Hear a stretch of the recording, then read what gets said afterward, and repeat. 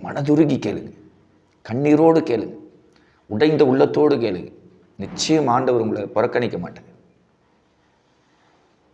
அவர் உங்களுக்காக ரத்தத்தை சிந்தினார். அவருடைய சரீரத்திலிருந்து அப்படியே அந்த சாட்டினால் அடிக்கும்போது, அந்த சிலுவை அவர் சுமக்கும் போது, அவர் அந்த கொல்கதா மலையில் வேதனை அனுபவிக்கும் போது, அவருடைய சரீரத்திலிருந்து எல்லா இடத்திலிருந்து ரத்தம் பீறிட்டு வந்தது. ஏசப்பாவுடைய உடம்புலிருந்து வந்த ஒவ்வொரு சொட்டு ரத்தமும் விடுதலையின் ரத்தம். என் அன்பு சகோதரியே, அவருடைய தூய ரத்தம் உன்னை விடுவிக்க போதுமா? இந்த வார்த்தையை கேட்டுக்கொண்டு இருக்கிற என் அன்பு சகோதரனே, அந்த கொல்கதா மலையிலே வடிந்த அந்த ரத்தத்தில் இருக்கிற அந்த டெலிவரன்ஸ், அந்த விடுதலை, அந்த அபிஷேகம், அந்த வல்லமை, அந்த கடன் என்கிற அந்த சாபக்கட்டை கர்த்தர் இன்றைக்கு உடைக்க போகிறார். உனக்குள்ள பெரிய பெரிய மனமகிழ்ச்சி உண்டாக போகுது.